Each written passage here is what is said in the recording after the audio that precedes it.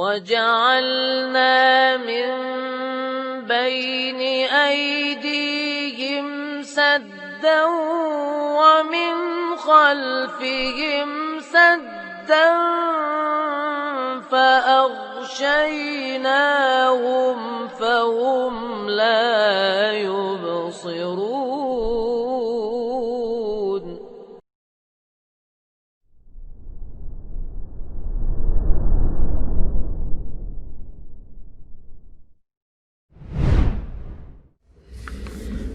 Bismillahirrahmanirrahim. Assalamualaikum warahmatullahi wabarakatuh.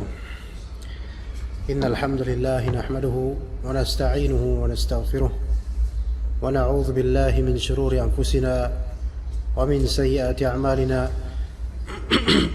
May yahdihillahu fala mudilla lahu wa may yudlil fala hadiya lahu. Ashhadu an la ilaha illallah wahdahu la syarika lahu wa asyhadu anna Muhammadan abduhu wa rasuluhu la nabiyya ba'dah. Allahumma inna nas'aluka ilman nafi'a wa rizqan thayyiba wa amalan mutaqabbala. Ini pertemuan perdana di Masjid Baitur Rahim sebagai kajian tafsir Al-Quran, dan kita mengkaji tafsir surat Al-Kahf atau Al-Kahfi ya. Kalau di Indonesia sebutnya Al-Kahfi. Kalau orang Arab sendiri nyebutnya Suratul Kahf gitu bacanya. Suratul Kahf. Ya. Ala kulli hal, surat Al-Kahfi ini termasuk surat yang populer. Ya, semua surat Al-Quran populer, cuman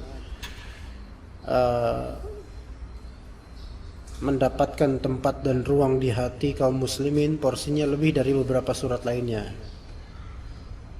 Karena memang surat ini memiliki keutamaan terutama berkaitan dengan hari Jumat. Ya, antar Jumat dengan Jumat berikutnya kita mendapatkan cahaya dari Allah Subhanahu wa taala dengan membaca surat ini di hari Jumat. Dan hari Jumat itu mulai dari waktu maghrib di Kamis sore, Kamis Jumat maghrib sampai besoknya. Ala kulli hal, surat Al-Kahf ini termasuk surat Makkiyah, diturunkan di periode Mekah.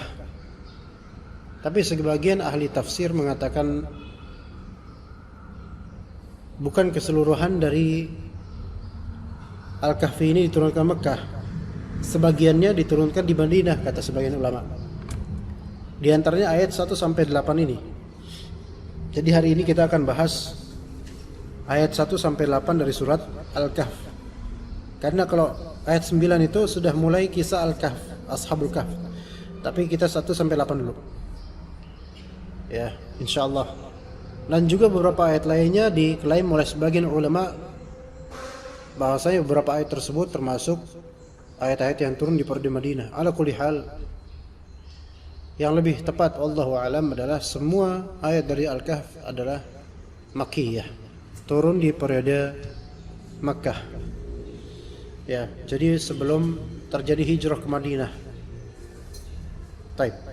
Kita akan mulai saja langsung ke ayat, dan insyaallah metodologi tafsir kita membahas ayat per ayat, makna dan faedah dari ayat-ayat tersebut insyaallah taala. Dan saya memohon kepada Rabbus samawati wal ard Al-Karim Al-Mannan, sang pemilik arsy yang agung, untuk menjadikan kajian ini kajian yang Dia berkati, Dia berikan kebaikan dunia kita dan juga akhirat kita.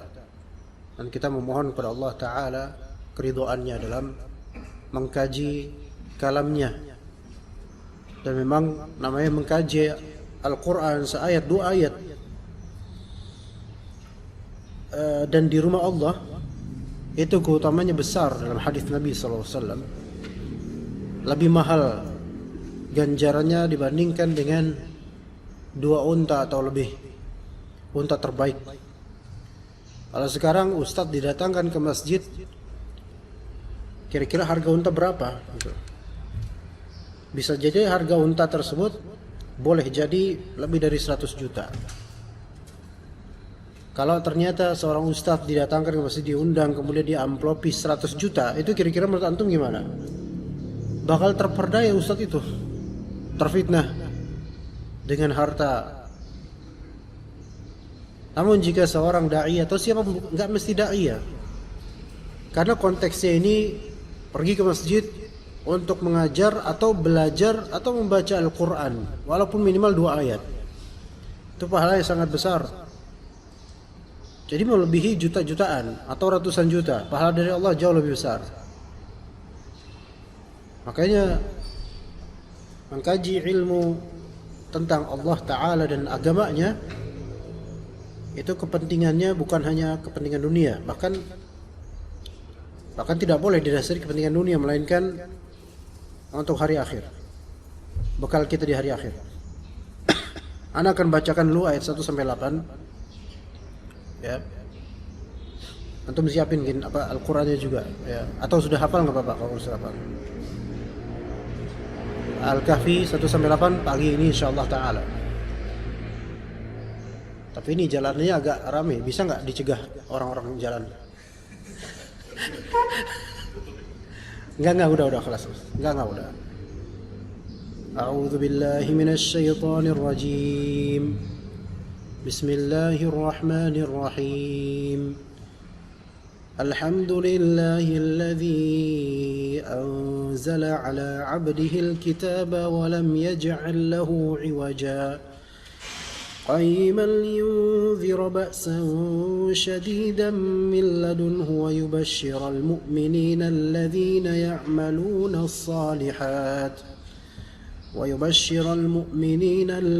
يعملون الصالحات أن لهم أجرا حسنا ماكثين فيه أبدا وينذر الذين قالوا اتخذ الله ولدا ما لهم به من علم ولا لآبائهم كبرت كلمة تخرج من أفواههم إن يقولون إلا كذبا فلعلك باخع نفسك على آثارهم إن لم يؤمنوا بهذا الحديث أسفا إنا جعلنا ما على الأرض زينة لها لنبلوهم أيهم أحسن عملا وإنا لجاعلون ما عليها صعيدا جرزا.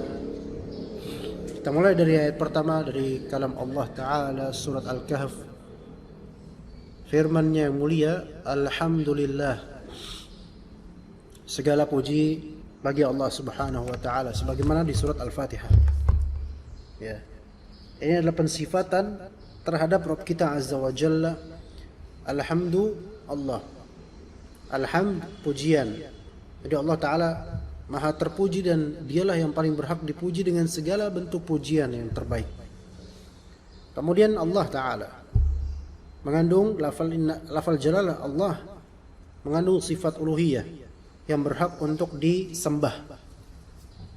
Jadi Allah Ta'ala disifati apa? Hamid, terpuji, dan segala pujian yang baik itu berhak Allah Ta'ala terhadapnya. Kemudian tersifati dengan keberhakan untuk disembah. Alhamdulillahilladzi anzala ala abdihil kitab. Segala puji bagi Allah Ta'ala yang telah menurunkan kepada abdihi, hambanya. Abdihi, hambanya. Taib, hamba ini maksud hamba yang khusus, yaitu Rasulullah sallallahu alaihi wasallam. Ya, jadi hamba di sini abdihi, yaitu Rasulullah sallallahu alaihi wasallam, Muhammad sallallahu alaihi wasallam. Dan Allah Ta'ala menyebut ala abdihi, berarti Nabi Muhammad SAW memiliki sifat ubudiyah, sifat penghambaan. Ini wasf bil ubudiyah. Kenapa Allah Ta'ala mengkhususkan beliau alaihi salatu wassalam dengan lafal abdihi? Sebagaimana syahadat kita, wa asyhadu anna Muhammadan abduhu wa rasuluh. Karena beliau ini a'badun nas, manusia yang paling taat, paling beribadah kepada Allah Ta'ala. Jadi juga dalam Al-Quran Allah Ta'ala melabeli Nabi kita Muhammad SAW dengan pelabelan abduhu atau abdihi. Itu ada 3 keadaan. Pertama, keadaan ketika diturunkannya Al-Quran seperti ini. Alhamdulillahilladzi anzala ala abdihil kitab. Segala puji bagi Allah yang telah menurunkan Alkitab, Al-Quran kepada hambanya itu Nabi Muhammad SAW. Pemuliaan terhadap Nabi Muhammad SAW dari segi ubudiyahnya dan dari segi pengkhususan dari Allah turunnya Al-Quran hanya kepadanya terlebih dahulu, karena beliau Rasul.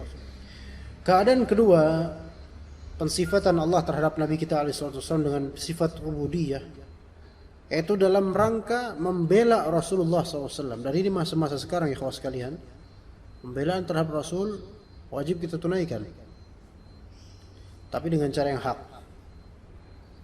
Dan di antara cara yang hak adalah kita menghidupkan sunnah ini di tengah masyarakat. Jadi sebenarnya pembelaan terhadap sunnah antum sudah sejak lama antum lakukan ya. Antum istiqomah, jenggot dibiarkan walaupun orang mencela antum. Sebenarnya antum dalam rangka apa? Membela agama Allah Ta'ala dan sunnah Rasul. Tapi kebanyakan kaum muslimin dengan niatan baik mereka membela Rasulullah SAW hanya di momentum tertentu. Kita tidak katakan itu buruk, tapi alangkah amat disayangkan kalau misalnya membela Rasulullah SAW menunggu Rasul dihina dulu baru kita bela. Pembelaan terhadap Rasulullah SAW yang paling utama adalah taat kepadanya, karena ketaatan kepada Rasul sama dengan ketaatan kepada Allah Subhanahu wa taala. May yuti'ir rasula faqad ata'a Allah, kata Allah. Barang siapa yang mentaati Rasul, maka dia telah mentaati Allah Ta'ala. Nah, dalam rangka pembelaan kepada Nabi SAW, Allah Ta'ala berfirman dalam surat Al-Baqarah, wa in kuntum fi raibim mimma nazzalna ala abdina fa'tu bi suratin min mithlih. Kalau misalnya kalian orang kafir ragu terhadap apa yang hamba kita, ya apa yang kami turunkan kepada hamba kita. Kalau kalian wahai orang-orang kafir ragu terhadap apa yang diturunkan kepada hamba kita yaitu Muhammad SAW, fa'tu bi suratin min mithlih. Jadi Nabi Muhammad SAW dalam kondisi dilawan oleh orang-orang kafir. Dilawan oleh orang kafir, dicerca, dijuluki macam-macam. Jadi penghinaan dan penistaan kepada Nabi SAW dan syariatnya itu sudah ada sejak zaman siapa? Sejak zaman Nabi. Maka sikap kita dalam membela Nabi SAW itu seharusnya mencontoh kepada bagaimana sikap di zaman Nabi SAW. Dan Allah Ta'ala memiliki perbuatan tersendiri untuk membela Nabi-Nya SAW, mulai dari apa? Dari menyebutkan bahwasanya Muhammad ini adalah hamba kami. Ini sudah merupakan isyraf dan tashrif, pemuliaan dari Allah kepada Nabi Muhammad SAW. Konteks kedua tadi, konteks pertama ketika diturunkan Al-Quran maka disebutkan Muhammad sebagai hamba. Konteks kedua dalam pembelaan terhadap Al-Quran dan juga Nabi SAW, Nabi Muhammad SAW disebut sebagai hamba juga. Ketiga, dalam urusan Isra Mi'raj di surat Al-Isra ayat pertama, Subhanalladzi asra bi'abdihi laila. Maha suci Allah Ta'ala yang telah memperjalankan hambanya yaitu Muhammad SAW di malam hari. Isra itu perjalanan di malam hari ya. Jadi penyebutan Allah terhadap Nabi Muhammad dengan sebutan abduhu, hambanya Allah, itu pemuliaan. Kalau misalnya anak ustadz besar, ya maksudnya ustadz besar di sini terkenal di mana-mana, internasional, pergi kemana-mana, ya, dan semua orang mengeluh-elukan Anda. Ketika antum adalah murid khusus Anda, kira-kira gimana? Merasa nggak termuliakan dengan itu? Dan ketika orang mengetahui bahwa saya antum itu murid Anda, termuliakan?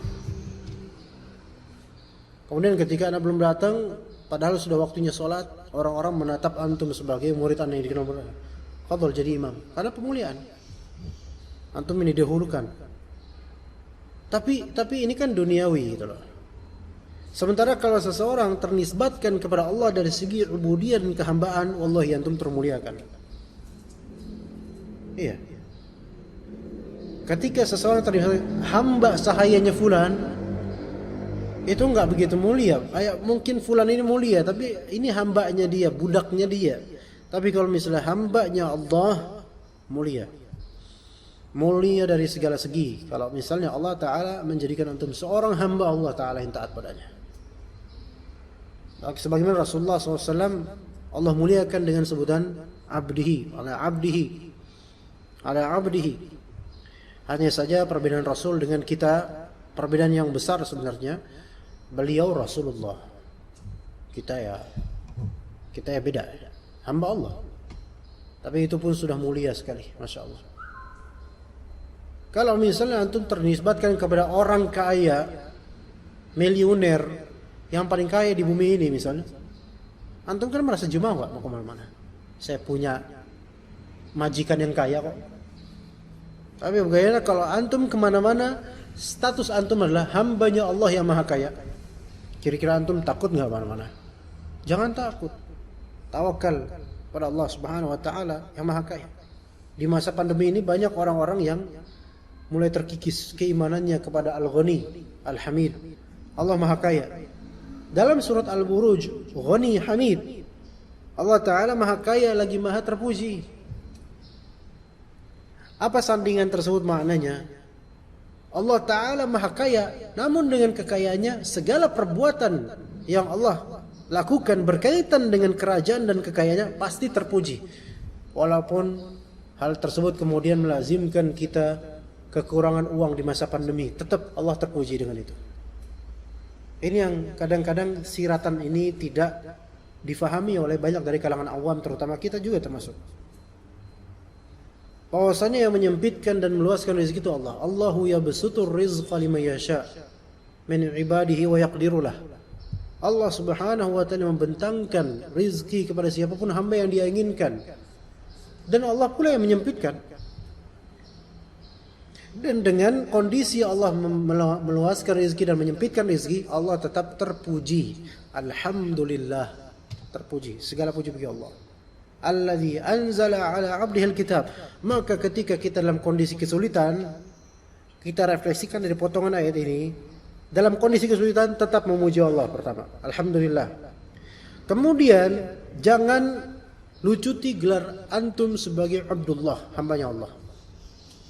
Iya. Jangan lucuti gelar antum sebagai hambanya Allah. Ketika antum tahu antum hamba Allah, di masa pandemi ini antum percaya sama Allah. Kemudian yang ketiga, Alkitab. Jangan tinggalkan Al-Quran di masa pandemi seperti ini. Udah di rumah doang, work from home gitu kan. Hafalan gak nambah, murojaah gak ada, tilawah gak nambah. Padahal sebenarnya Allah Ta'ala di antara hikmahnya kita menghadapi pandemi ini, kita banyak fokus di rumah sehingga bisa lebih fokus untuk baca Quran, baca kitab, baca buku, belajar. Iya, ini dikaitkan dengan kondisi sekarang. Kemudian kata Allah Subhanahu wa taala, "Wa lam yaj'al lahu 'iwaja." Dan Allah Ta'ala tidak menjadikan Al-Quran tersebut adanya iwaj. Ya, iwaj itu kecacatan, bengkok, kecacatan. Tidak ada kecacatan dalam Al-Quran. Artinya semua apa yang ada di Al-Quran itu benar. Semua yang di Al-Quran itu benar. Dan semua yang di hadis Nabi SAW benar. Adapun ketika terjadi persilangan antara lafal Al-Quran, makna dari Al-Quran Sunnah dengan logika kita, maka kita tuduh bahwasanya pemahaman kita lah yang salah, bukan Al-Quran atau Sunnahnya yang salah.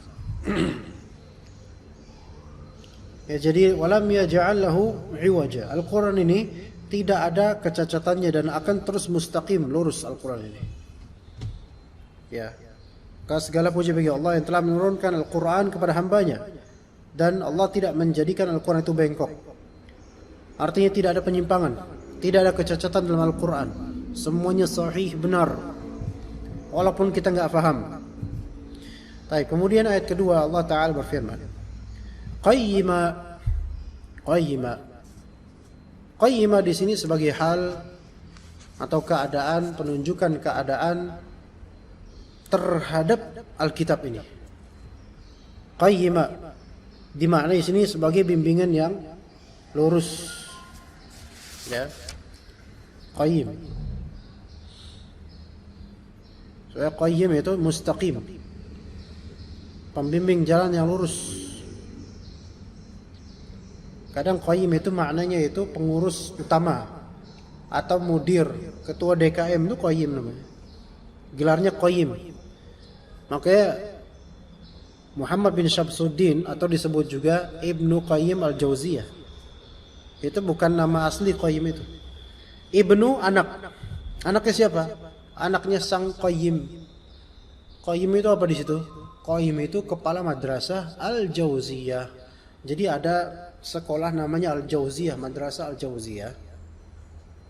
Bapak-bapak yang ada bapak-bapak mengepalai itu namanya qayyim. Gelar apa jabatannya itu qayyim, mudir, kepsek gitu loh, bahasa kita. Nah, qayyim ini punya anak, yaitu Ibnu Qayyim itu. Jadi Ibnu Qayyim itu anaknya kepala sekolah. Tapi antum jangan terjemahin nanti. Telah berkata anaknya kepala sekolah Madrasah Al-Jauziyah, ini bahlul namanya.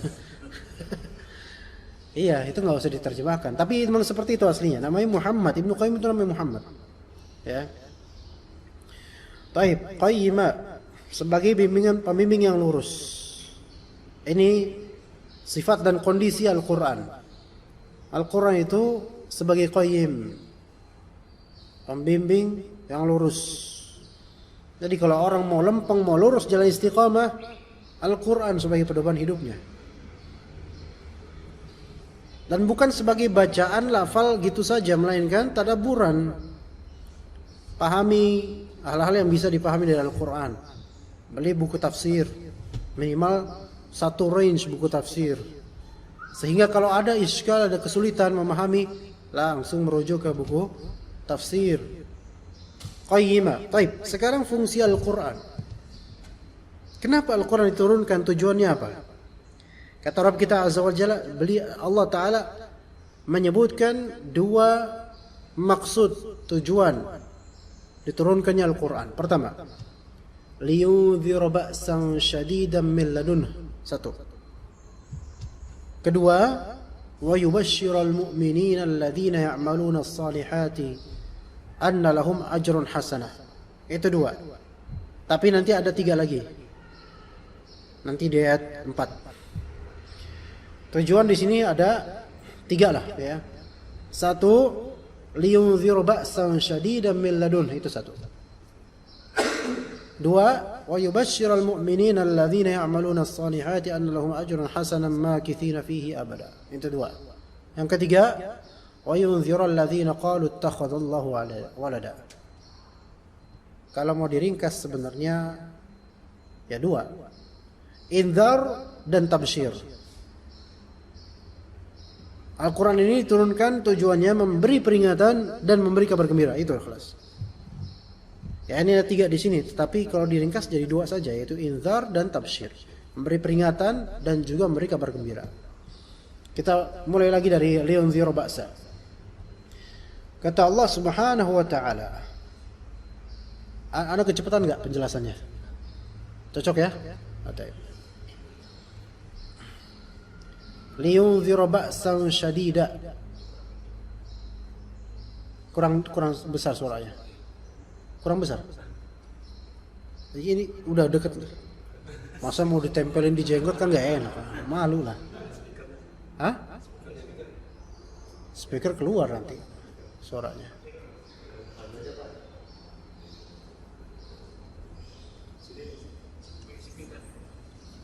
Gak apa-apa.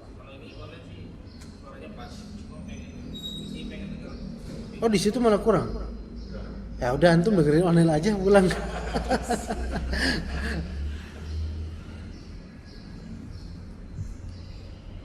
Oke. Lanjut aja. Untuk memberi peringatan akan apa? Ba'san syadida. Ba's di sini azab. Siksa yang syadid, pedih. Bisa. Enggak apa-apa pakai itu, Pak.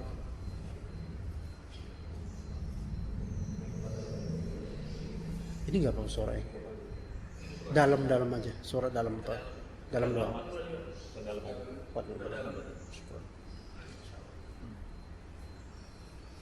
Tes. Kedengeran? Nah ini enak nih, masya Allah nih. Ini rasanya kayak kajian di masjid. Iya. Ulang ya.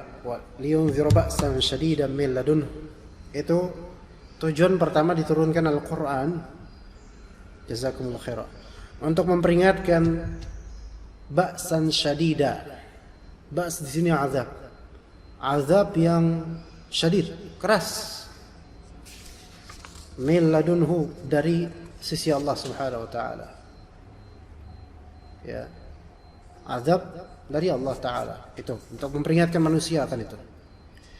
Dan para nabi juga memperingatkan, para nabi sebelum Nabi Muhammad SAW memperingatkan kaum mereka sendiri dari azab Allah taala. Kata Allah Subhanahu wa taala, "Inna arsalna Nuhan ila qaumihi an anzir qaumaka." Apa habis itu?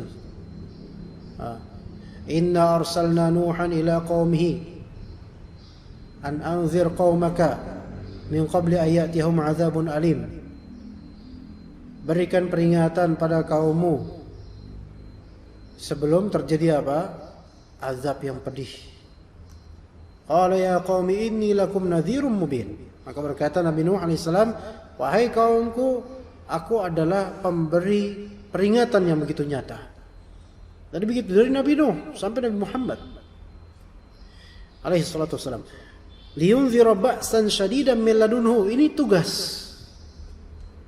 Yunzir ini siapa yang memberi peringatan? Imma di dalam Al-Quran yang memberi peringatan, atau memang Rasulullah SAW yang memberi peringatan. Ala kulli hal, kita pelajari dari sini, di antara tugas da'i adalah memberi peringatan.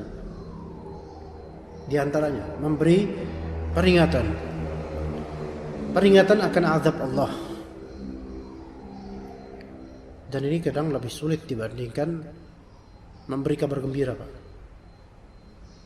Kita memberi kabar gembira semua orang menerima, tapi memberi peringatan, apalagi di tengah gejolak umat yang tenggelam dalam hawa nafsu, itu lumayan sulit. Hanya dai yang berani atau ikhlas yang bisa istiqomah memberi peringatan. Kalau kita carinya dunia, sulit memberi peringatan akan ini. Ya jadi liyunzir ba'san syadidan min ladunhu. Kemudian yang kedua, wa yubashshiral mu'minin, dan memberi kabar gembira pada orang-orang mukminin. Tabsyir, pemberian kabar gembira. Jadi tabsyir ini al-ikhbar bima yasur, yaitu mengabarkan hal yang menggembirakan. Siapa yang diberi kabar gembira? Orang-orang beriman yang beramal saleh. Coba diperhatikan ayatnya. Pertama tadi apa? Liyunzira ba'san syadidan min ladunhu. Yang kedua, yubashshiral mu'minina alladzina ya'maluna shalihat. Kalau wa yubashshiral mu'minin, siapa yang diberi kabar gembira? Orang-orang beriman. Ini jelas ya. Yang diberi kabar gembira siapa? Orang-orang beriman. Kembali ke sebelumnya, liyunzira ba'san syadida, yang diberikan peringatan akan azab yang pedih siapa? Disebut enggak di sini? Enggak disebut. Enggak disebut. Enggak, paham di sini? Lihat ini, ayat kedua nih. Tugas di sini memberi kabar gembira pada siapa di sini? Ketahuan enggak siapa yang diberi kabar gembira? Orang-orang beriman dan beramal saleh. Terus kemudian liyunzira ba'san syadida, diberi peringatan akan azab yang pedih. Siapa yang diberi peringatan? Enggak disebut di sini. Tapi bisa difahami dari segi kontradiksi atau lawan kata. Kalau yang diberi kabar gembira tadi, al-mu'minin alladzina ya'maluna shalihat. Lihat. Yang diberi kabar gembira siapa? Al-mu'minin alladzina ya'maluna shalihat. Ada berapa karakter itu yang diberi kabar gembira? Berapa karakter? 2. Pertama beriman, dan kedua harus apa? Beramal soleh. Konsekuensi iman. Itu yang diberi kabar gembira. Adapun kalau dua kriteria ini nggak dapat, maka yang dapatnya apa? Inzar, peringatan akan azab pedih. Kalau dua karakter ini tidak ada, atau salah satu dari keduanya tidak ada, dari karakter iman dan amal soleh. Artinya begini, ikhwan, orang nggak punya iman dan nggak beramal soleh, dia dapat kabar gembira atau kabar buruk? Kabar buruk. Ancaman nggak? Ancaman akan azab, iya. Nggak punya iman, nggak beramal soleh. Oke. Ada orang beramal soleh tapi nggak punya iman. Dia celaka nggak? Celaka juga. Celaka. Di bulan Ramadan ada beberapa orang Nasrani yang ikutan berpuasa atas nama toleransi. Oke? Iman atau apa ini? Bukan. Tapi dia puasa 29 hari Ramadan dari awal sampai akhir dan buka puasa bareng kaum muslimin, tapi kafir dia. Taib. Dia kita beri kabar gembira atau kabar buruk? Kabar buruk. Kenapa? Imannya nggak ada nih orang. Ya, paham sih. Sebaliknya, dia punya iman, tapi nggak mau beramal soleh. Kita berikan dia kabar baik nggak? Jangan. Kabar buruk, hati-hati, kamu nggak beramal soleh, lama-lama kufur kamu. Ada orang katanya beriman, tapi dia nggak mau sholat.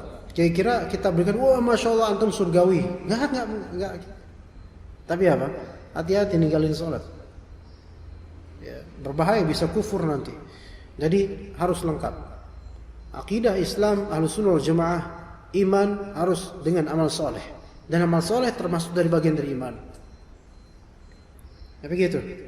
Dan itu yang pantas. Keduanya bersanding, seorang muslim, dia beriman sekaligus punya amalan soleh.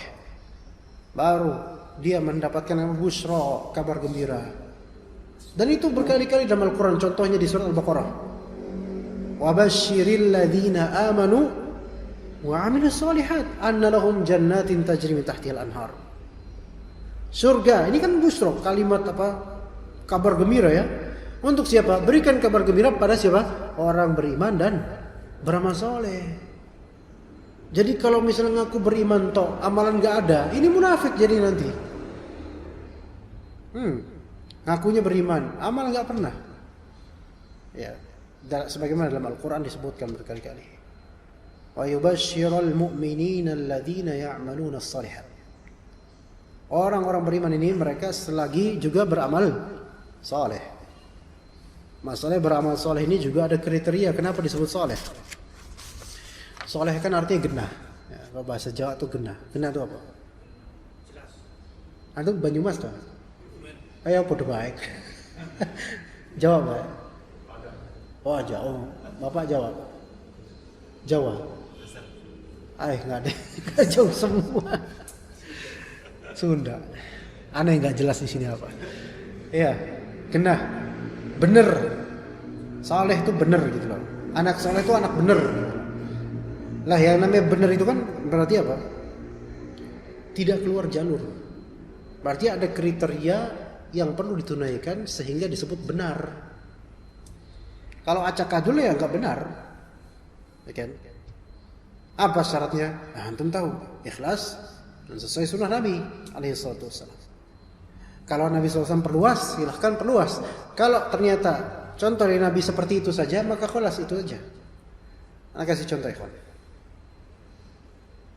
Salat qabliyah subuh. Ya, yang 2 rakaat tuh. Yang kata Nabi SAW lebih baik daripada dunia dan seisinya. Ya, Masya Allah. Alhamdulillah tadi sempat ya salat qabliyah subuh ya insyaAllah. Alhamdulillah, udah enak banget itu. Kata dunia lebih dari dunia dan seisinya. Contoh dari Rasulullah itu sholat qobliyah subuh itu ringkas atau panjang? Maksudnya lama gak? Ringkas. Baca apa? Al-Kafirun dan baca Qul Huwallahu Ahad. Selesai. Oke lah. Kalaupun tidak baca Al-Kafirun atau Qul Huwallahu Ahad, bacalah yang pendek. Yang penting karakter 2 rakaat tersebut mukhaffafah. Sangat ringan, ringkas sekali. Gak lama. Ceritanya Baitur Rahim subuh berapa menit kira-kira jedanya? 10 ya, lumayan. Antum datangnya habis azan pas nih. Salat 2 menit tok, masih ada waktu 8 menit misalnya. Yang panjang aja lah. Salat panjang. Qobliyah subuh panjang. Taib. Panjang. Kemudian ada ikhwan lain, qobliyah subuh pendek, udah 2 menit selesai, 2,5 menit lah gitu. Bacaannya pendek, udah qul ya ayyuhal kafirun nama qul huwallahu ahad. Antum masih berdiri di rakaat pertama sementara dia udah selesai rakaat kedua dan dia lagi doa sama Allah. Taib.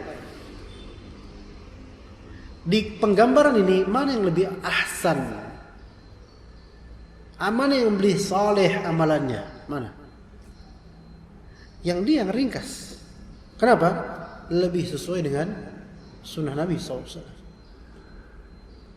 Kecuali kalau antum masuk masjid, niatnya bukan qobliyah subuh, niat khusus tahiyatul masjid, tafadhol, bebas. Selesai salat qobliyah, salat apa? Tahiyatul masjid, bacanya apa? Jangan Al-Baqarah, enggak. Terbit dulu nanti matahari. Ya. Apalah gitu. Panjang Al-Qiyamah, surat Al-Qiyamah. Ayat kedua baca surat Al-Mudaththir. Masya Allah. Ya lumayan itu. Kira-kira 8 kali lipatnya surat Al-Kafirun. Itu tahiyatul masjid enggak apa-apa. Tapi nanti pas sholat qobliyah subuh berikutnya pendek, lebih dekat ke sunnah. Begitu, ya. Begitu. Bagaimana kalau dijama' niatan antara tahiyatul masjid dan qobliyah subuh? Tafadhal. Tetapi yang afdal tetap apa? Ringkas sholatnya karena qobliyah subuh. Setelah itu gunakan waktu untuk berdoa. Ya. Itu. Ya lebih soleh namanya, lebih soleh. Sama-sama amalan soleh, tapi ada yang lebih soleh. Nanti ada linabluwahum ayyuhum ahsanu amala. Nanti ini di ayat 7. Ya, oke. Nah, apa yang diganjari atau diberi kabar gembira? Yang diberi kabar gembira siapa? Orang beriman dan orang soleh. Tapi apa konten kabarnya? Annalahum ajran hasanah. Bahwasanya mereka akan mendapatkan ganjaran yang baik, ganjaran yang hasan, baik. Dan kemudian makithina fihi abada, dan mereka akan kekal di dalam ganjaran dan balasan tersebut selama-lamanya, surgawi. Makithina fihi abada. Ini menunjukkan apa? Menunjukkan bahwasanya surga itu abadi kekal. Dan semakin lama di surga semakin nikmat. Neraka juga abadi kekal. Semakin lama di neraka semakin dahsyat azabnya. Tapi orang beriman yang masuk neraka dipastikan bakal keluar suatu saat. Hanya saja kita berusaha dan meminta kepada Allah Ta'ala agar tidak memasukkan diri kita ke api neraka. Na'udzubillah min dzalik. Baik. Makithina fihi abada.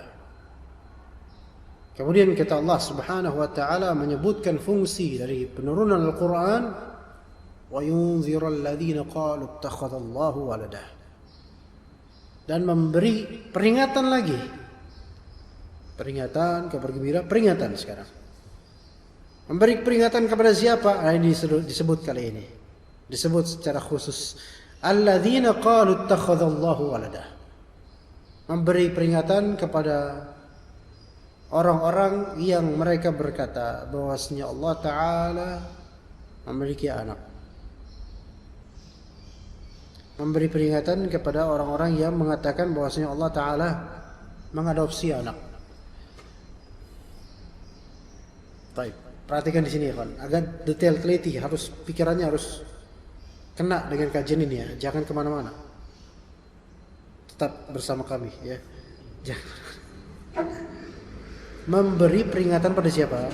Pada orang-orang yang mengatakan bahwasanya Allah Ta'ala mengadopsi anak. Masyhurnya siapa yang mengatakan Allah punya anak? Nasrani. Taib. Ahsantu. Masalahnya ayat ini kan dibilang tadi turun di mana? Makkah. perintah terhadap ahlul kitab Yahudi Nasara itu di mana? Di periode Madinah. Ya enggak? Rasulullah baru ketemu orang-orang Yahudi di mana? Madinah. Di Mekah isinya apa? Orang-orang musyrikin. Gimana? Ini yang membuat sebagian ulama berpikir bahwasannya 8 ayat pertama ini periode Madinah. Ini alasannya di antaranya. Tapi kemudian dikatakan oleh sebagian ulama tetap dia periode Makkah. Karena di periode Makkah pun ketika bertemu dengan orang-orang musyrikin, sebagian dari mereka pun ada yang punya akidah bahwasanya malaikat-malaikat adalah anak-anak Allah, putri-putri Allah. Jadi keyakinan angel ya. Kalau orang Jawa ngomongnya angel. Bahasa angel ya susah. Angel. Di kalangan orang barat, angel itu ada 2 makna. Imam makna malaikat, imam makna bidadari. Penamaan bidadari dengan angel disamakan dengan malaikat karena didahului dari akidah jahiliyah. Bahwasanya malaikat-malaikat itu adalah banatullah, putri-putrinya Allah, bidadari-bidadari. Ini keyakinan sebagian orang musyrikin di Mekah loh ketika itu. Jadi ini ayat ini relevan. Nah, begitu pula di zaman itu sudah ada akidah Nasrani bahwasanya Isa itu adalah anaknya Allah. Na'udzubillah dari kalam-kalam mereka semua. Dan sebelumnya di zaman Yahudi, Bani Israel pun punya keyakinan Uzair, orang saleh namanya Uzair adalah anaknya Allah. Jadi 3 agama tersebut semuanya memiliki poin akidah dalam urusan beranaknya Allah Ta'ala, Maha Suci Allah dari tuduhan mereka, dan semoga Allah melaknat mereka semua. Musyrikin bilang apa? Siapa anak Allah? Malaikat-malaikat. Yahudi bilang apa? Uzair adalah anak Allah. Nasrani, dan ini yang paling populer sampai sekarang, bahwasanya Isa adalah anak Allah. Ta'ala Allahu amma yusyrikun. Subhanahu wa ta'ala amma yusyrikun. Subhanahu wa ta'ala amma yaqulun. Ya.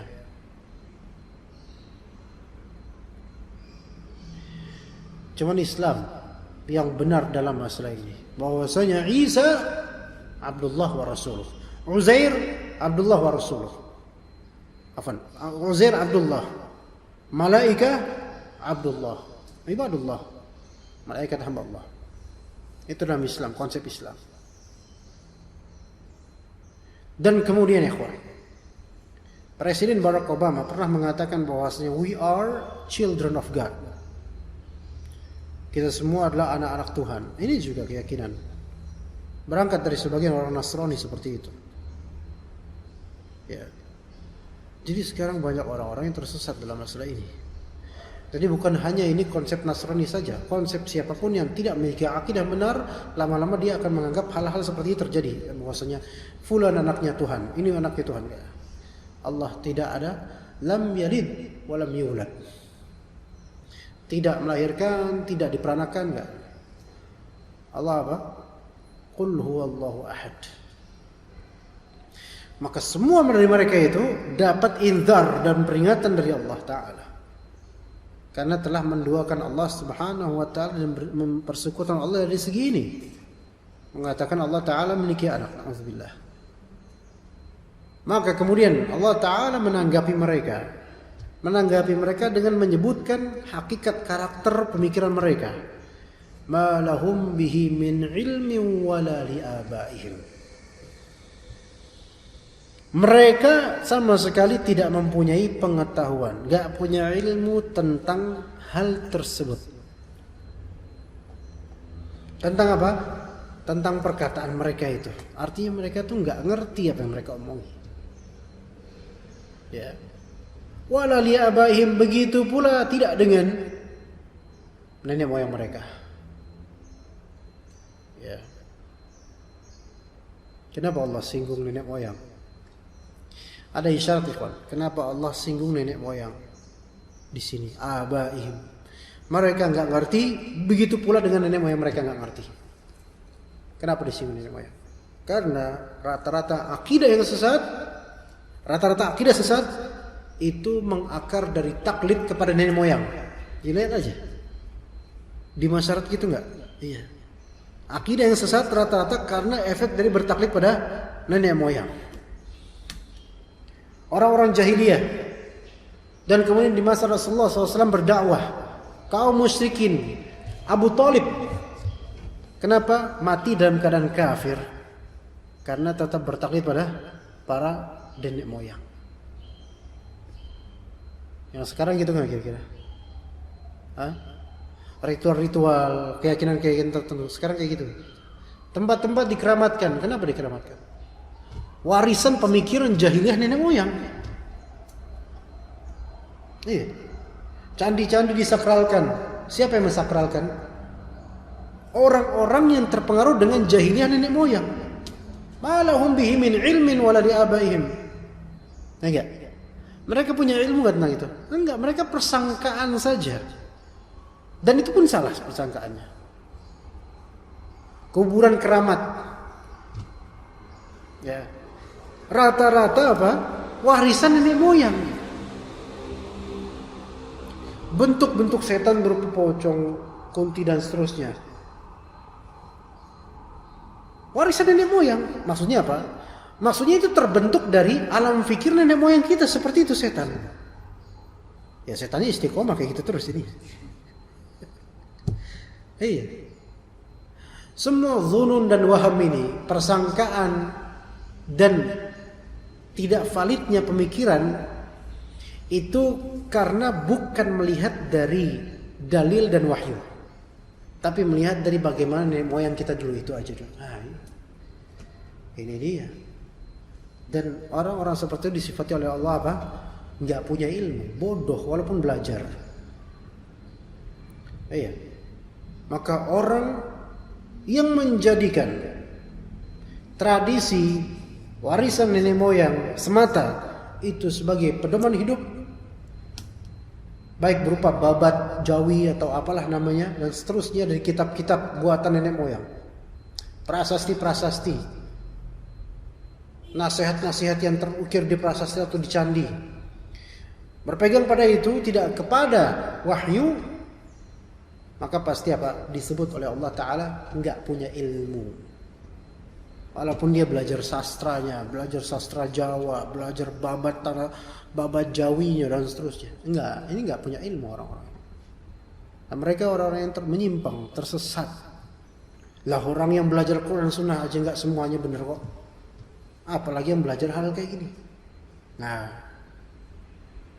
maka Islam itu jelas konsepnya. Awali dengan apa?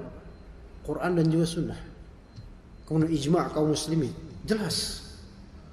Adapun tradisi, lihat. Kalau tradisi tersebut berlawanan dengan akidah Islam atau amaliyah Islam, jangan ikutan. Tapi kalau selaras dan tidak bertentangan, maka silakan. Ya begitu ya ikhwan. Maka penting di sini mereka mengatakan Allah Ta'ala mengadopsi anak. Allah sangkal, ma lahum bihi min ilmi wala liyabihim. Mereka sampai bapak-bapak mereka itu enggak ngerti apa yang mereka omongin. Ya. Kayak di akidah mereka ada Tuhan Bapa, Tuhan Anak, Bunda Maria atau Roh Kudus. Roh Kudus. Sekarang kita tanya ke mereka, Mas, sampean itu kalau doa minta sama siapa? Mereka bilang ke Tuhan Yesus. Taib. Sekarang Allah fungsinya apa buat sampean? Kan Tuhan Bapa ya. Oh enggak, kita memohon kepada Tuhan Bapa tapi melalui Tuhan Yesus. Kenapa harus pakai perantara gitu? Repot ya, Pak? Repot ya. Emang Yesus mendengar? Wah iya, Yesus Maha mendengar. Lalu Tuhan Bapa Maha mendengar enggak? Iya, Maha mendengar. Lah, kenapa ada dua Maha mendengar di sini? Kenapa enggak langsung aja ke Tuhan Bapa? Ya mungkin agak, wah kamu enggak ngerti agama kami, ngomong gitu nanti. Penistaan agama nih. Kalian yang telah menistakan Nabi Isa alaihissalam. Menistakan dengan apa? Dengan menyembahnya. Yang mana Nabi Isa kelak itu akan ditanya loh sama Allah. Ya, sebenarnya bukan masalah kesian atau enggak kesian Nabi Isa, bukan. Semua nabi ditanya. Yauma yajma'u Allahu ar-rusula fayaqulu madza ujibtum.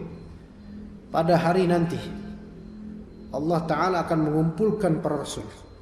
Allah nanya ke mereka, kalian sudah dijawab belum seruan kalian? Diikuti enggak sama kaum kalian? Apa kata para rasul? Qalu la ilma lana innaka anta 'allamul ghuyub. Maka kata para rasul apa? Kami enggak tahu ya Allah. Engkaulah yang Maha mengetahui hal yang gaib. Artinya kami sudah mati. Wah, Nabi Isa sekarang belum mati tapi diangkat ke langit. Tapi tetap Nabi Isa tidak tahu apa yang terjadi sekarang. Ya. Pada saat ini nih, detik ini enggak tahu. Dan dalam ayat lain itu akhir-akhir surat Al-Maidah. Dalam ayat lain Allah Ta'ala berfirman, "Idz qala Allah ya Isa bin Maryam, wahai Isa bin Maryam, a anta qulta lin-nasi ittakhiduni wa ummi ilahaini min dunillah?" Apakah kamu yang ngomong ketika itu nyuruh umatmu untuk menjadikan diriku, yaitu Nabi Isa, menjadikan dirimu dan ibumu sebagai sesembahan selain Allah? Nabi Isa kaget. Subhanak, Maha suci Engkau ya Allah. Aku tidak mungkin aku mengatakan sesuatu yang aku tidak punya ilmu tentangnya. Nabi Isa menyangkal, saya enggak pernah ngajarin gitu ya Rasulullah. Ya Allah. Ma qultu lahum illa ma amartani an i'budullaha rabbi wa rabbakum. Yang aku katakan ketika itu di zaman Nabi Isa alaihissalam sesuai dengan apa yang kau perintahkan ya Allah, yaitu sembahlah Allah, Rabbku dan Rabb kalian wahai umatku. Sembahlah Allah saja, tauhid. Maka klaim orang-orang Nasrani bahwasanya mereka diperintah untuk menyembah Yesus, ini klaim batil. Mereka enggak ngerti akan sejarah ini. Tapi ini termaktub di Al-Quran, dan bahkan di dalam kitab Injil mereka juga dikatakan oleh sebagian pakar, itu juga termaktub bahwa Isa melarang diri untuk disembah.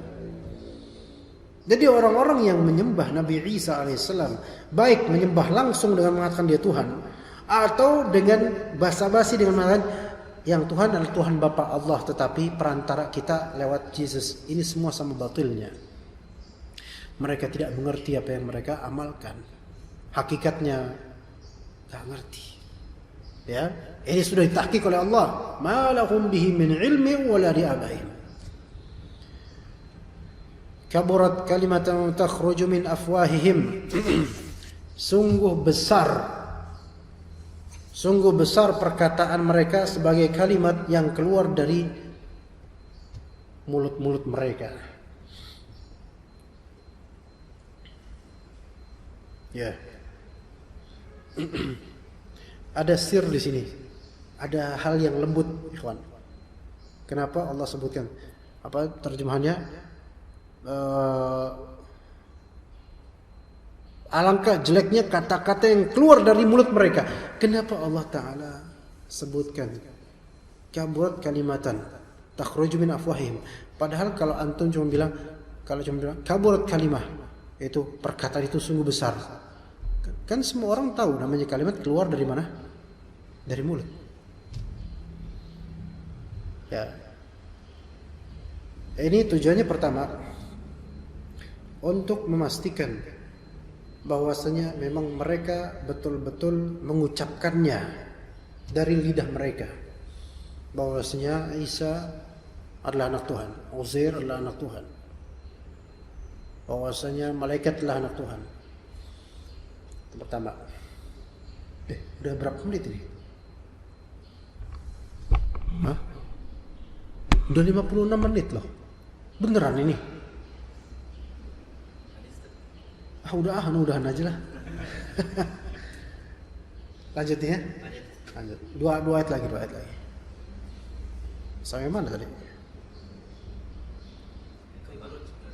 Ya. Untuk menyatakan dan memastikan bahwa itu memang betul-betul mereka ucap, bukan semata-mata Allah mengada-ngada. Betul mereka mengatakan begitu. Ya enggak? Kita sering dengar bahwasanya ini Tuhan anak, Tuhan Bapa. Alhamdulillah di kalimat itu. Ya. Itu satu. Dan fungsi kedua penyebutan takhruj min afwahihim, fungsi kedua untuk meyakinkan kita bahwasanya itu sebatas kalimat yang keluar dari lisan, dari mulut, bukan dari nurani fitrah mereka. Iya,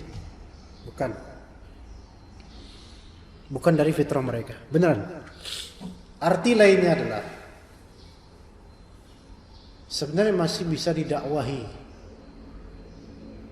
tapi lewat jalur kembali ke fitrah. Fitrah itu kalimat sawa, ikhwan. Fitrah itu kondisi yang sama antara kita dengan mereka. Ada fitratullahi allati fataran nasa 'alaiha.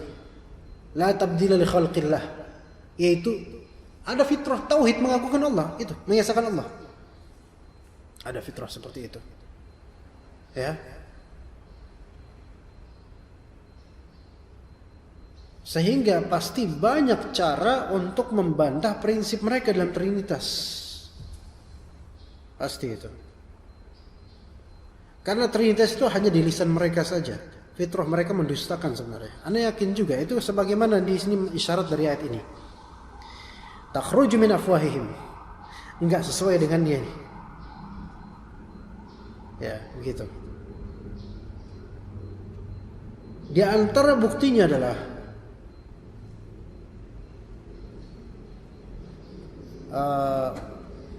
kata Allah Subhanahu wa taala, "Wa idza ghasyahum mawjun kadh-dhulali da'u Allah mukhlishina lahu ad-din" di surat Luqman.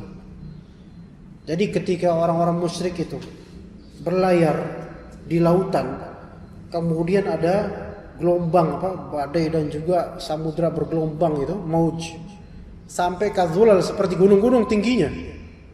Itu mereka ketakutan. Mereka serta-merta langsung langsung minta langsung sama Allah Ta'ala. Mukhlisin lahuddin, ikhlas betul-betul. Enggak ada tuh nyari sesembahan lain selain Allah. Hanya Allah. Ini fitrahnya mereka. Jadi semua akidah Trinitas pengucapnya itu sebenarnya bertentangan dengan fitrah asli mereka. Yakin itu. Cuman di mulut doang, cuman di ceramahnya doang. Di hati sebenarnya itu ada keinginan untuk bertauhid. Tapi ya salah paham mereka. Iyaquluna illa kadhiba. Tidaklah mereka katakan itu melainkan kebohongan belaka. Apa itu bohong? Bohong adalah al-khabar al-mukhalif lil waqi'. Bohong adalah statement atau kabar yang menyelisihi kenyataan. Kenyataannya Allah itu ahad, Allahus samad, kenyataan. Tapi khabar dustanya adalah Allah memiliki anak, Allah disekutukan. Ini dusta. Iyaquluna illa kadhiba. Mereka semua dusta. Maka semua orang-orang kafir pasti berdusta atas Allah Ta'ala. Orang muslim aja juga ada kok yang berdusta atas nama Allah. Kemudian kata Rabb kita Azza wa Jalla, "Fala'allaka bakhi'un nafsaka 'ala atharihim illam yu'minu bihadzal hadithi asafa." Maka barangkali engkau wahai Muhammad akan mencelakakan dirimu, membinasakan dirimu, 'ala atharihim illam yu'minu bihadzal hadithi asafa. Mencela dirimu karena asaf, yaitu bersedih hati. Karena apa? Karena mereka berpaling. Sekiranya mereka tidak beriman kepada keterangan ini atau Al-Quran. Ini kalimat yang kalau bahasa Arabnya agak rumit sedikit, tapi terjemahnya sahih. Maka barangkali engkau wahai Nabi Muhammad SAW itu bakal bersedih hati, yaitu murung banget, karena mereka tidak mau mendengarmu. Mereka enggak beriman kepadamu. Nah, di sini ada masuk ke bab fikih dakwah. Fikih dakwah yaitu masalah sedih ketika dakwah tidak diterima orang. Bolehkah kita sedih ketika dakwah kita tidak diterima oleh orang? Nah, ini ada rincian. Masalah sedih karena dakwah tidak diterima ada dua model. Satunya tidak terpuji, yang satu terpuji. Yang pertama, Dia sedih karena dirinya ditolak. Yang kedua, dia sedih karena kebenarannya ditolak. Beda nggak? Nah, ulang. Yang pertama, dia sedih karena dirinya ditolak. Yang pertama. Yang kedua, dia sedih karena kebenaran itu ditolak. Beda. Paham nggak? Beda kan ya? Beda. Contoh gini aja deh. Antum punya anak ya? Punya anak. Antum ngajak anak itu sholat ya? Sholat. Nah, sholat. Gak mau dia. Antum sedih gak? Apa bahagia? Alhamdulillah dia gak mau sholat. Gak mungkin kan? Sedih kan? Nah, sedihnya ini coba antum identifikasi. Sedih karena apa?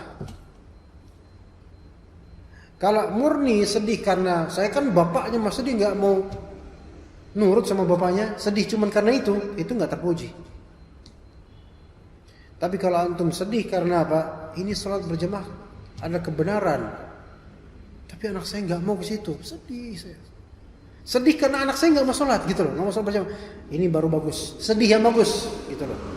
Berarti kecemburuan dirinya itu bukan kecemburuan adalah kecemburuan agama.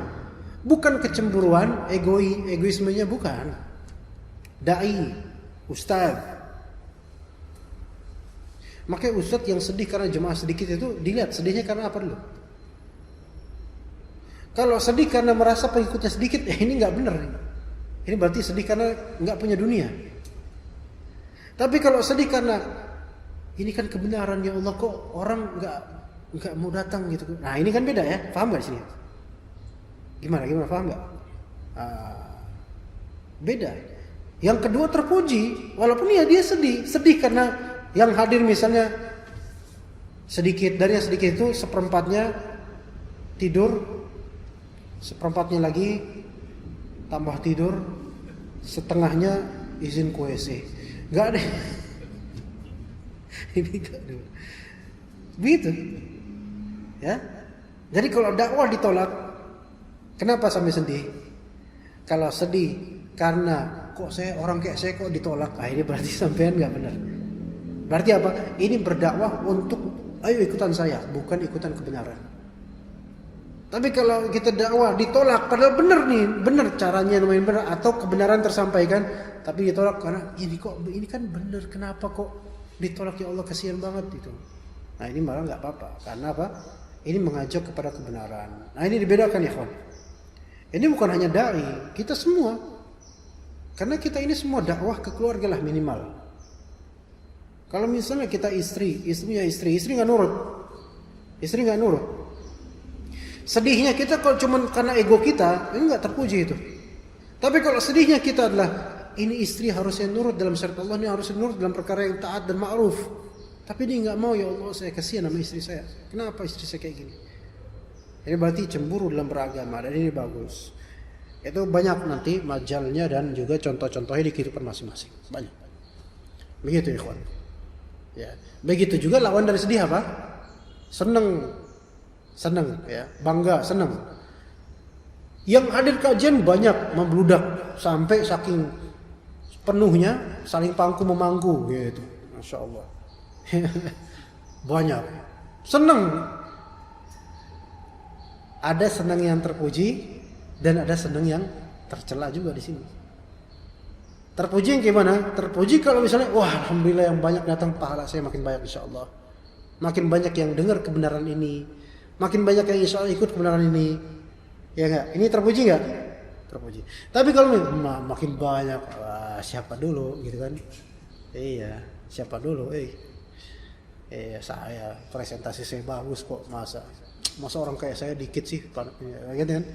Ini sombong dia. Ini kebanggaan dan fakhar di sini malah takabur jadinya, nggak boleh. Nah itu bedanya. Yang nonton berapa ini nggak tahu. Jangan dikasih tahu, soalnya sedih nanti.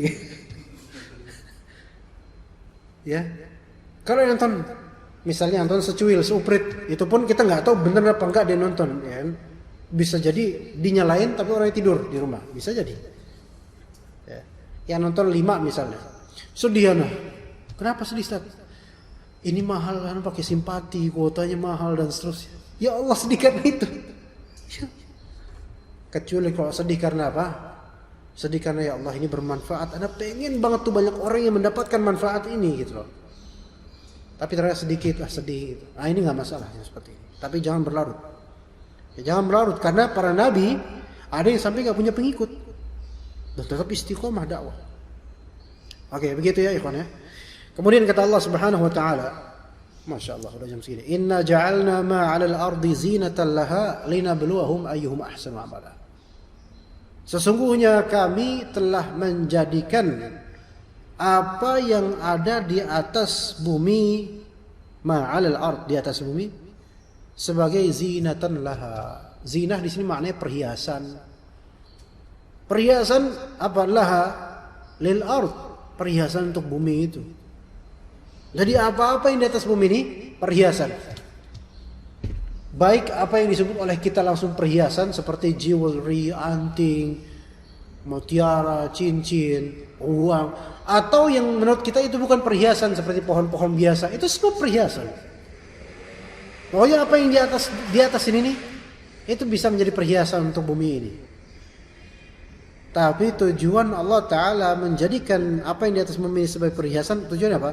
Linabluwahum, agar kami menguji mereka, ayyuhum ahsanu amala, siapa dari mereka yang terbagus amalnya. Nah masalahnya kita ini zaman sekarang namanya perhiasan gampang, jam perhiasan, bahkan kacamata pun bisa nggak perhiasan. Iya, laki-laki biasanya pakai kacamata bulat-bulat nggak tuh? Yang kacamata sekarang kan banyak yang bulat-bulat gini, lucu gitu kacamata apa? Konyol sebenarnya, bukan lucu ya, bulat gitu lah, ya kan? Kayak orang jauh yang dulu gitu.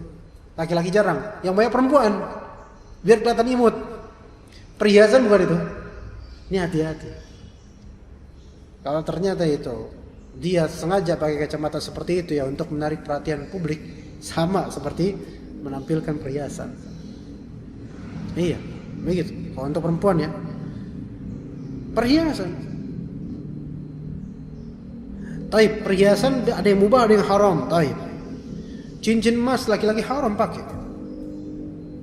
Cincin perak boleh, tafadhal. Tapi apakah perhiasan-perhiasan tersebut menjadikan kualitas ibadah kita semakin tinggi? Nah ini dia tanya. Ustaz boleh nggak Ustaz Anda punya mobil mewah? Tafadhol kalau ada uangnya Pak. Alhamdulillah Pak. Alhamdulillah Pak Ustaz, saya Allah kasih rezeki banyak banget nih. Ya Masya Allah, tafadhol, belilah mobil yang Masya Allah. Tapi lihat itu zina bukan? Perhiasan, iya Ustaz, perhiasan. Boleh nggak Anda berhias? Boleh. Masalahnya sekarang Allah Ta'ala jadikan adanya perhiasan tersebut sebagai ujian. Artinya semakin antum punya perhiasan, semakin ada ujian buat antum. Dan ternyata ujian tersebut letaknya di mana? Apakah dengan perhiasan itu antum makin khusyuk atau enggak ibadahnya? Makin bagus atau enggak ibadahnya? Amalannya. Yang terjadi sebaliknya. Justru semakin banyak perhiasan dan semakin banyak harta, manusia itu malah lebih sering lalainya. Itu yang terjadi. Ini yang mengerikan. Maka ayat ini luar biasa. Inna ja'alna ma 'alal ardi zinatan laha linabluwahum ayyuhum ahsanu amala. Maka alangkah lebih baiknya kita berkecukupan biasa aja, tapi amalan terus meningkat daripada Masya Allah tajirnya tapi banyak pikiran, pas lagi sholat mikir bisnis, pas lagi sholat mikirin utang ini dan cicilan ini dan seterusnya. Mendingan kita hidup ya udah, alhamdulillah dengan apa yang ada, bersyukur, kita ikhtiar cari nafkah, alhamdulillah Allah berikan kecukupan, bismillah pas sholat enak tenang. Iya. Taib wa inna laja'iluna ma 'alaiha sa'idan juruza. Nah, dan kami benar-benar akan menjadikan pula apa yang ada di atasnya menjadi tanah yang tandus lagi kering. Nah, ini ajaib, Masya Allah. Ayat ke-7 kehidupan kita sekarang. Ayat ke-8 kehidupan kita nanti. Artinya apa? Ayat ke-7 ini sekarang ini bumi ini masih enak nih perhiasan. Ya kan? Ini kan di sepanjang jalan ini kan, ini jalan apa namanya ya tadi? Jalan apa nih? Sini jalan apa namanya? Hah? Bina Marga ya, Bina Marga. Kan sepanjang ini kan pohon ya, misalnya pohon. Seberang sana kalau nggak salah ada comberannya, got tapi banyak ikannya kalau nggak salah. Seberang sana, ya. Itu perhiasan bukan, kawan? Perhiasan. Bahkan bentuk trotoar yang rapi itu perhiasan. Pohon-pohon yang bersejajar itu perhiasan semua. Ya, nanti ke sana kemudian ada gedung-gedung, ada bank, ada McDonald, ya kan? Perhiasan semua, diperbagus nggak? Diperbagus, zina, supaya kita apa? Beribadah dengan baik, semakin baik ibadah kita. Taib, itu kehidupan sekarang. Kehidupan kemudian, wa inna laja'iluna ma'alaiha sa'idan juruza. Nanti pada waktunya kita pasti akan menjadikan apa-apa yang di atas bumi ini sebagai tanah yang tandus rata, gitu. Artinya nggak ada lagi pohon, nggak ada lagi bangunan, nggak ada lagi perhiasan di atas bumi. Yang ada adalah manusia-manusia yang telanjang, yang Allah bangkitkan dari kubur mereka semua untuk menghadap kepada Allah Ta'ala di yaumil hisab. Ini maksudnya. Ketika disebut satu nih, Allah menyebut inna ja'alna ma'alal ardi zinah, sekali doang, perhiasan. Kemudian Allah Ta'ala sebutkan itu ujian, sebutkan beramallah. Kemudian yang ayat 8, ingat nanti dihisab di hari akhir. Jadi satu perhiasan aja antum harus tinjaukan dari 3 hal tersebut. 3 hal, tinjau 3 hal. Satu perhiasan, jam, tinjau dari 3 hal. Pertama, apa? Ujian. Kedua, ini menghasilkan amal atau enggak. Ketiga, akan dihisab di hari akhir. Ya atau enggak? Itu sir dari ayat ini. Lina beluahum. Satu, ini ujian. Ini anak sengaja, anak pakai punya anak aja. Atau itu nggak punya semua. Nah itu juga termasuk tuh. Tapi mahalan punya anak insya Allah. ya ujian. Lina beluahum. Kemudian yang harus antum tinjau dari perhiasan antum ini adalah ayyuhum ahsanu amala. Jam ini membuat antum makin bagus lah ibadahnya. Soal tepat waktu nggak? Ya kan? Tertib nggak waktu antum untuk zikir dan seterusnya dengan jam ini? Kemudian yang ketiga, wa inna laja'iluna ma'alaiha sa'idan juruza. Kelak ini perhiasan hilang. Yang tersisa adalah amalan-amalan antum yang akan dihisab dengan jam ini. Ya kalau kayak gini, wah, antum bakal zuhud nanti ya gitu. Cuman ya tetap ya, namanya kita yang butuh perhiasan, dan memang dunia itu zuyina linnas hubbus syahwati minan nisa'i wal banina wal qanatiril muqantarati minadh dhahabi wal fiddati wal khailil musawmati wal an'ami wal harth. Semua ini di dunia ini memang kita suka beberapa hal. Ya beda-beda, ada antum yang suka jam. Ada yang dari segi pakaian, fashion. Ada antum suka hal lainnya. Ada yang suka sport dan seterusnya. Semua itu zina, perhiasan duniawi. Ya.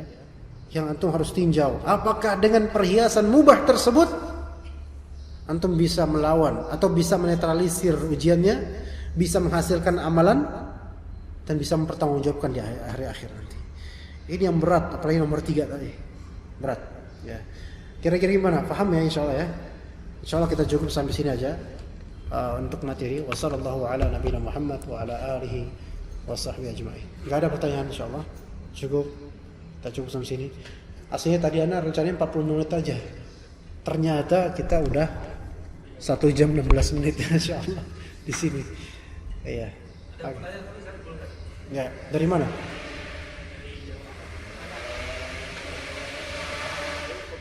Pertanyaan di mana itu? Lebih afdal mana baca Al-Mahfuz setelah baca maghrib hari Kamis atau baca subuh? Pertanyaan di mana itu? Pertanyaan dari mana? Pertanyaan dari Oh dari antum. Lebih afdal mana? Lebih afdal adalah di mana antum sempat dan berluang, itu pertama lebih afdal. Karena mulai maghrib Kamis itu sudah masuk hari Jumat. Kapan sempatnya antum, itulah yang lebih afdal. Karena lebih mudah untuk bisa menjadi bahan tadabbur ketika antum sempat, sehingga enggak tergesa-gesa dan tidak hanya mengejar setoran saja. Itu lebih afdal. Tapi mau lebih afdal kemudian adalah wallahu alam di pagi Jumat mungkin lebih afdal. Ya, wallahu alam. Ya kalau antum maupun sekali saja atau 2 kali saja, tafadhol. Ya. Jadi bebas itu insyaallah. Bahkan kalau mau sore Jumat juga masalah. Jam 3 sore, jam 4 sore juga masalah. Sebenarnya yang lebih afdal adalah yang mana antum berluang dan bisa lebih bagus bacanya itu lebih afdal. Kelas. Walaupun itu ba'da maghrib di hari Kamis atau ba'da isya hari Kamis. Begitu Allah alam. Boleh juga pas antum lagi sholat sunnah atau tahiyatul masjid baca Al-Kahfi 1 surat. Tahiyatul masjid. Iya. Tahiyatul masjid sholat subuh. Ya. Ya itu udah matahari udah terbit. Itu masih Al-Kahfi. Ketinggalan subuhnya malah itu enggak boleh. Ya ala kulli hal seperti itu lebih afdalnya. Wallahu a'lam. Kelas ya, kita cukup sampai sini. Jazakumullah khair jazak kepada rekan-rekan DKM panitia Masjid Baitur Rahim Cipayung. Jazakumullah khairal jazak. Biasanya sampai jam berapa kok kajian Ustaz lain? Belum. Oh gitu, jam 10 mulai ya? Oh kok aneh di jam 8 ini, kenapa? Hah? Masih mau lanjut lagi? Masya Allah. Anak tadi jam habis subuh, anak kajian di Bekasi. Nah, anak minta cepet-cepetan, abang selesai cepetan. Anak soalnya jam 8 udah mau kajian gitu. Masya Allah. Ya. Ya, mungkin cukup sampai sini aja insyaallah. Jazakumullah khairal jazak. Barakallahu fi ulumikum jami'an. Wa sallallahu ala nabiyyina Muhammad wa ala alihi wa sahbihi ajma'in. Subhanakallahumma bihamdika asyhadu an la ilaha illa anta astaghfiruka wa atubu ilaik. Assalamualaikum warahmatullahi wabarakatuh.